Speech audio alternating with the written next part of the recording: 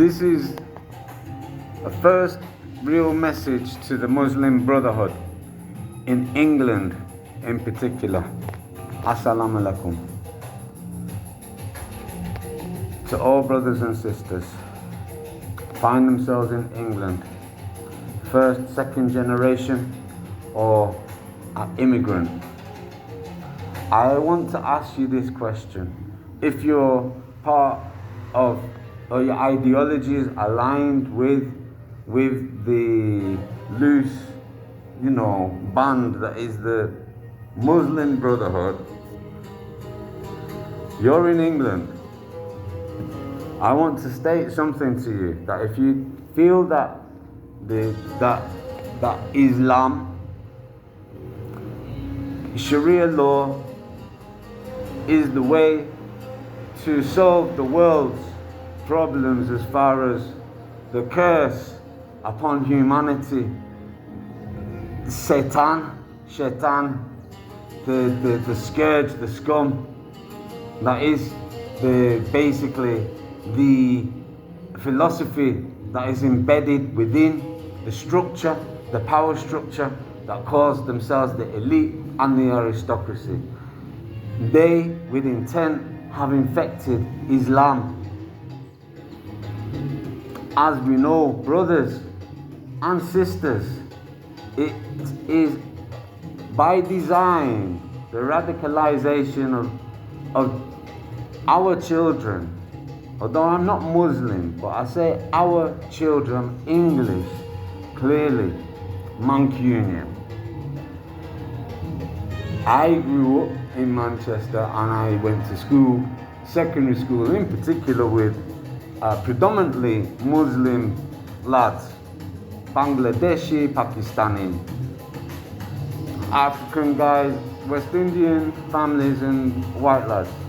Then I changed school, that was Burnage High. Then I changed school, went to Juicy High. Props to both schools.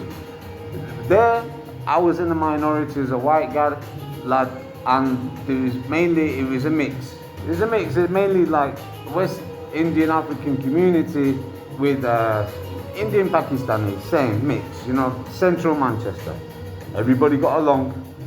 Yeah, it was the odd, people being foolish, saying stupid shit, but everyone got along, we all got along, friends from everywhere.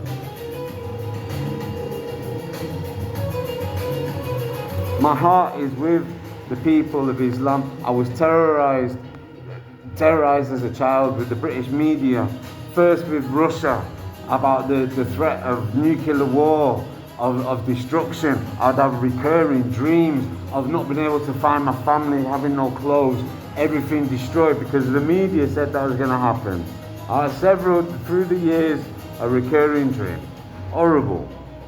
And then around 14, 15, the emphasis, I'm 55 now, the emphasis really started to switch heavy on the Middle East, and then we find ourselves here today. It is the Tavistock Institute. They have corrupted Islam.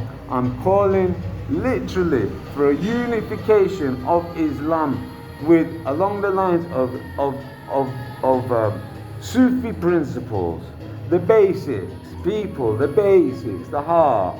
And sisters and mothers, please don't accept any teacher or imam in your community that is preaching hate to your children. They're destroying the very fabric and soul of Islam. It's a beautiful religion, a beautiful philosophy, ethical, practical ethics functioning right now within the banking, within, the giving, beautiful music, food. You're being torn asunder. Yesterday, I'm going to look at the video tonight. I put in, because I'm seeing a lot of stuff, Muslim Brotherhood, Muslims invading, So I said, let me have a look at the Muslim Brotherhood. And several posts down is a slick guy in a suit like mine, nice Savile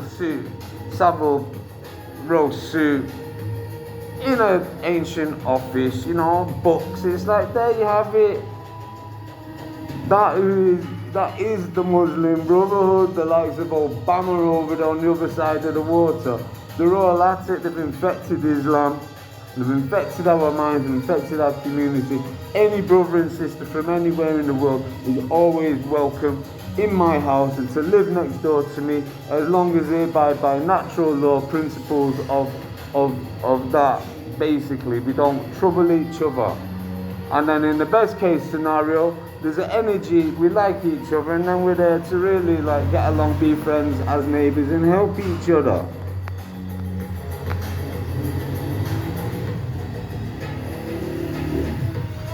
There's a mosque in Kashmir. Few people know. Muslims do, yeah? They say that Jesus is where he went. These books have been written about it also by non-Kashmiris. And I've been to Kashmir 2 or 3 times. It's in my heart. I love the place. Gulmarg, Kashmir, Dal Lake, love it. People, everything, love it, love it, love it. For years we see Kashmiri militants, la la la. Just in the media, they're sick, and we have to just ignore them. That's why it was in part that assault on Islam, assault upon my heart and my spirit and my soul, that switch, that insidious switch that at the age of 15, I thought, that's really sick, that's obvious, right? And then he's like, man, what are they doing now? They want to the old race hate the Islams and whip it all up. And how many years ago was that, and where are we now? These cats will pump billions into whoever's pockets from whatever culture they come from, right? As we know. So any so-called imam that wants to sit in a school in Manchester and say to the little girls, as I was told by my mate whose woman was teaching temporary in the school, where she heard the imam saying that non-Muslim men will want to rape you, don't get close to non-Muslim men. In Manchester, right? You know what I mean? It's like, that shit has to go. It's not on. Is it? Otherwise, if that's the case, then why don't you take your daughters safe back to where you come from? Now then, I have a proposal. I've created a proposal and I've shared it with the government where I am. It's called the Rivers of Peace. And what I'm saying to everybody is, hang on, right? All right, you fight, you get to England. You spend a year in England on benefits. Are you happy? 2 years goes by, you're still not hitting your dreams. Are you happy? Why did you leave? Because the social economic situation was bad, or the politics are oppressive, right? Or war, obviously. So what I'm saying to the leaders is, right, and to us people, right, we get it together ourselves, it's easy, is Rivers of Peace. We claim the land along the rivers in respective countries, and we build our rivers with an Cal Earth Tech, where it costs a few £1,000s to build a house, and we got our little villages set up. And I bet if you said that to everybody on benefits, right, the so-called scroungers, those that have come over here in England and the preachers on the street and all that, and everyone's all whipped up in a frenzy about who's correct and who's not and la la la, right? If everyone got an offer who's on benefits now and they're getting say 15 grand a year or whatever it is in England now, say the government say, right, everybody that's getting that will give it you if you go home and in groups of friends and family you'll build 33 houses in a village, and we're going to make it self-sustaining. So you and with a nice school, right? So you're earning, it's rural, it's an agricultural thing from the land. Will give you plenty. That you'll live off the fat of the land. There'll be no taxes. It'll just be a minimal thing. Would you go for it? I bet millions ago. You know what? Yeah. Oh man. That would be a different life, because it would be a life of plenty and abundance, and that's what I'm saying we deserve, right? All this, bullshit is why I'm here in a mask now, because I'm being treated as an outsider, as a malinfluence in a very Catholic, traditional community in the mountains in Colombia. My son's been abducted. All that is on the other videos. You can see that, but this is an appeal. That mosque there where Jesus is saying, that's terrible for tangents, I'm sorry. The mosque Jesus went there and he lived his happy life there, and he died in peace with his lady, no doubt, right? Mary Magdalene. That's in Kashmir. And then a Sufi saint went there. It was a cave, and then he lived there, meditated, and then he passed away there as well. And then a mosque was built. I'm saying, can we do a bit more like digging into that? Because my Kashmiri friend that told me when I was there told me that I'm sure it was the Pandavas, right, which is like a Brahmin name, that the same family have been looking after that shrine and now the mosque. They've been looking after it, tending to it, the inner temple, the cave, for the last 2,000 years. If they say that, then we should at least like study and look into it. And with all of the lies coming out about what the church has said recently and everything, like, and the real roots of Christianity, I think that would be a beautiful synthesis where Christians could say, perhaps, all right, perhaps it wasn't like he was clearly, it sounds like he was crucified, didn't die. He lived his life in peace. He was a great spiritual teacher, and a lot of people benefited from his teachings, and he's still a tradition alive now because he was a guru. He wasn't murdered in the Middle East. He was safe in where it was Buddhism at the time, who carried on, doing his thing, happy and in peace, and in his cave meditating, like the pictures I've got of Jesus. I've had my neighbours at the door now come to the door say, we've seen your videos with the mask online, we don't like it, you smoke marijuana, I'm a Christian, really freaked out. And I had to fortunately I didn't answer the door with the mask on. No, basically she asked me to leave. I only came here yesterday. I was asked to leave from the hotel from that previous, and I believe it was in direct relation to the protest, because the boss of the hotel saw me by the obelisk in front of the local council place, sat there, not with this on, but just sat there like doing my thing, protesting with the megaphone. So I'm being hounded, attempted to be hounded again out of town. It's the 4th time in my life in Colombia that I've been forced to move along. This is what it is. But the thing is with England is we need like peace and a return to sanity and economic surety. And it's not there in England. It wasn't there for me. It's a terrible place to bring up a child. I would rather bring up my child in the mountains in the middle of Pakistan for the first 7 years in a nice community, Muslim community. I go to the mosque every day, be meditating, praying 5 times a day, no problem for me. If that's what we're doing, lads, all right, yeah? Fine, yeah? As long as I'm away from those blood-sucking parasites, the British establishment that ruin the minds of our communities, wherever they are. They're doing it now in this community. They brought in a 1.4 million project and sequestered 770 schools, put them into the project. My son was kidnapped so I wouldn't find out about it because I'm super political, and the UN is behind it. The UN guardians, they call them, the group at the top. I said, who is these bloody, who's running this, this deep mind? Google it. They call themselves the guardians, and they're well connected with the UN and all that bollocks, right? And I sussed the project only today. I just got 3 very serious case numbers where the police now, they're not molesting me anymore. Just today, they were just at the door, hanging out with the family, with the woman were at it and telling me la la la. I calmed it down. It was good to have a chat, and I understand the appearance is demonic. The artwork that I've had to create to expose the people and to purify my mind, to get everything out of this head that was sick, right? With this guy, this Emirates Weissenberger and his friend, right?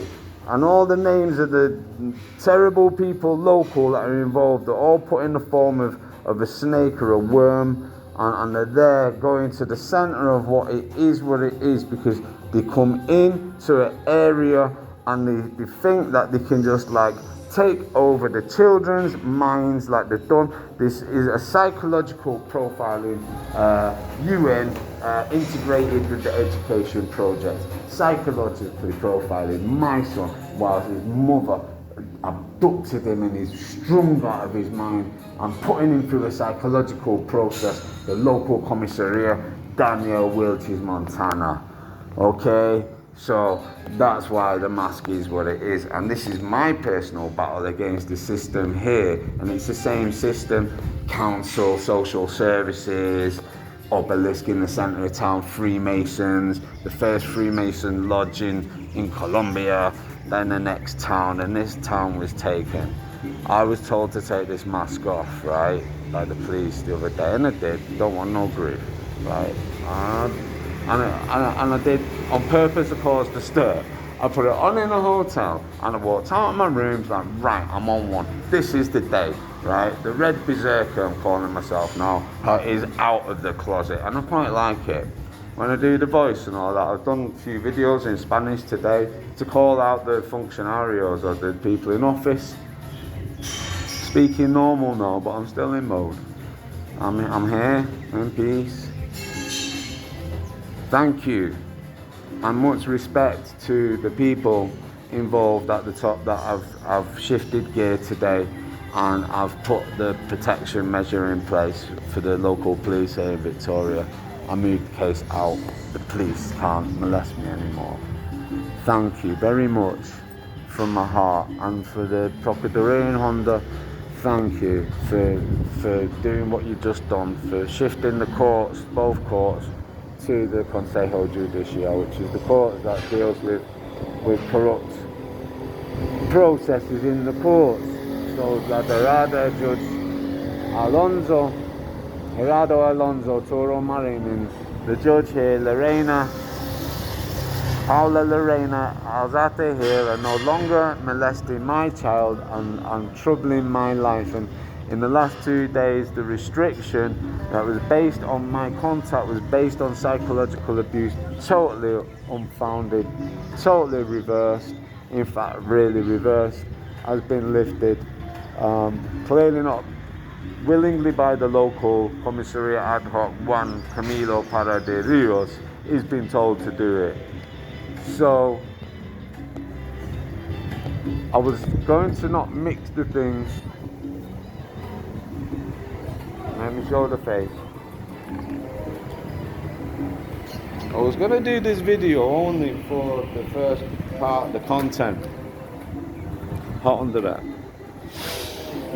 It's really troubling me coming from Manchester and seeing all this stuff going on, the divide, like with friends seeing it, and Muslim friends saying to, like, me and my mate one time, Muslim said, you don't know, lads, how much they hate you. They hate you. The hate, you know, and he said it's in the mosques, and it's like, man, it's just so sad. And it's in the schools, in the Muslim schools. They are doing what they're doing. He's right bang on the money. Tony Robinson, see, he's really mellowed out, getting banged up and forced to do the solitude. It's heavy. Done a lot of that myself. Respect Tony. He ain't a bad guy. You're not a bad guy. No, he's calling it for what it is. He's being labelled as something he's not. Just like Gerald Kaufman, a self-hating Jew. Met him. He's my MP for my constituency in Gorton. I was there. Met him a couple of times at meetings. Interested in local politics as well, so a little bit involved on the fringe with the green projects. My God, what a mess I'm in here. Look at my Ian Moore YouTube channel. My first videos were in Manchester, cleaning the lake in Fields, and look at where I am now. I've been called to do this job. I'm now seeing that I'm out, and why am I out? Why can't I find a nice loop to connect it to the unfortunate invasion of Islam and what is being mediatized as the Muslim Brotherhood? Because let's have it right, when the media calls something a thing, it gains traction, becomes more of a thing, like the Red Berserker, the Red Berserker, the Red Berserker. If everyone keeps saying that, have you seen that Mad Monk in Colombia, hashtag the Red Berserker, in no time? I'm getting traction. Please do. Yeah. So we can call it out. I call for what about? I think all religions Until the church, the Catholic Church though, is going to renounce the idea of hell, which is totally unfounded, they're not welcome at the party. I'm a, you know, I had all that as a kid, the Catholic stuff, and like, I'd love to say everybody, you know, within the community of spiritual traditions, especially like the Ethiopians now, the Ethiopian church, the Gnostics and that Hammadi stuff and all that, needs to be integrated into like orthodoxy, Christianity, and I'd say there's a space in the Church of England to do that. I think the Church of England, not under obviously not under Charles or under the, you know, Andrew. That ain't gonna work. Harry's our man. Bend the knee for Harry. We need to revitalise the Church of England. When we go into the principles of the roots of Christian spirituality, the original, pre the messing about with it, we integrate that, the practice of everything, into the church and Sufism, and we recognise that there's a link in Kashmir, there's a mosque to be venerated, there's a tradition there that looks like there's a root of both traditions, and Buddhism, obviously, because the Buddhism is what heavily influenced Christ. If we can start to recognize the practical applications of the spiritual traditions that we come from, the main, obviously, Judaism, right? The practical applications, and if we can start to integrate within the schools, right, with meditation as well, right, the ideas and the working practices that have worked for, you know, thousands of years, long time, where you kept the structure of the society in balance, then we can start to simmer down, perhaps control our temper. What I had to learn to do here, because I had a right bad temper. It's what got me into all this problem, because I was like back in my house. I was, quite like we saw, I was being threatened and horrible and all that, but no, it's my temper that got me into a lot of problems, and my response, you know, that fiery response, like that self-justified, well, screw you and sling you up. Well, the ladies are from West Africa. They're there for a reason. They travelled with me. England, Africa, England, here.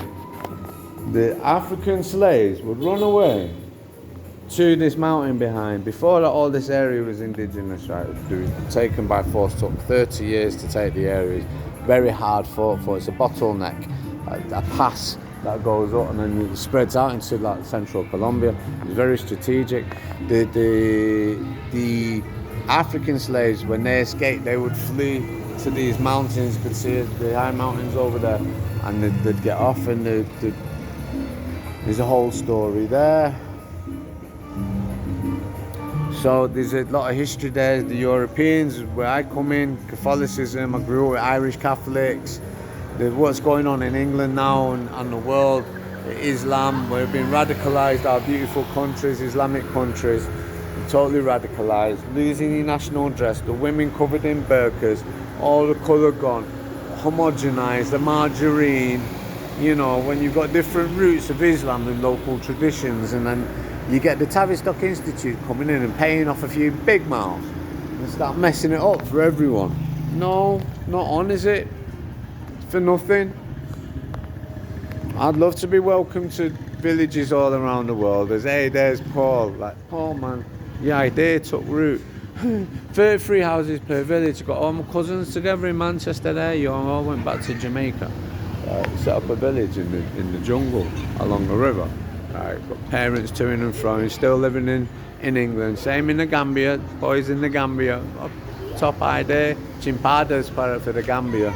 I want chimpadas in the Gambia, because all that region, I've studied it, is not inhabitable at the moment, is it, along the river, because it gets flooded out. Chimpadas. Like that, that's how we roll. We create and we flow. And all this stuff about sticking chips in the back of your brain to increase your intelligence, I think we can hold back on that stuff for a bit, unless it's medical emergency. I think first we need to integrate into our biology this new information that we've been presented with about realities of life and opportunities of where we can flower and grow, and that we nurture the human intelligence in these small communities, villages, with AI. And proper teachers, and when you get a bright spark pops up, the AI goes, hey, we've got a live one in that village over there, give more of that information, see where this kid flies, right? That we would start to then get genius level human beings doing all the Shaolin Kung Fu, kids on it, everyone knows how to hunt, how to shoot. We build our villages as little defences. I was thinking the other day, so a village has got natural defence, like as naturally we would do traditionally, because humans are bloody violent and like to come marauding and taking your shit. Look at Genghis Khan. I've got a lot of Genghis Khan in me, look at my face. I'm one of Genghis's boys, I love that shit. On the one hand, I'm really peace loving as well. But when it's to the death, it's to the death, right?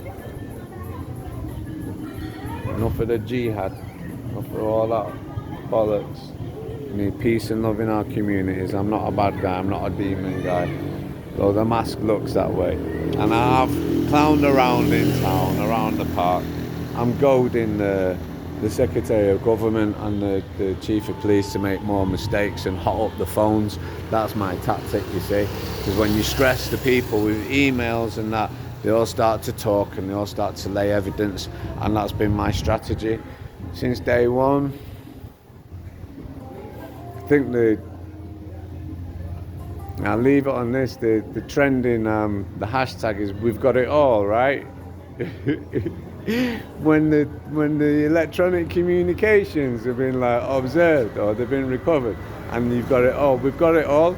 So like, I know in the last few days they've been complaining. I saw a military officer go in the office the other day with all these boys outside, like, and I knew, like, and then I was watching the Secretary of Government coming out. I knew he was in stress, so I just started like messing with him, picking up the megaphone, the red megaphone, and putting it down, and like, and like I knew that he was whining to the military guy about me. So I stood up, and I had the headphones on. I just did a little bop around the obelisk.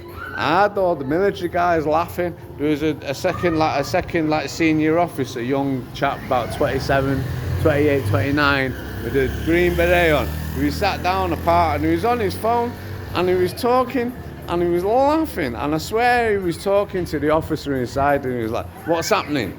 And he's like, "Well, sir, he's dancing now, sir." And he was laughing. He's like, "No, he's dancing and he's grinning and he's just like in a world of his own, sir. That's all I've got to report." Imagine, that was in my world. Anyway, I was giggling because I could imagine him in the office with wheelchairs in front of him and the alcalde and the secretary of the government. That is mad.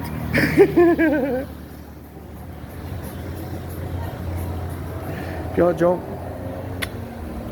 Blessings, peace and love. Thank you, Señor Gustavito. Gracias. Peace and love.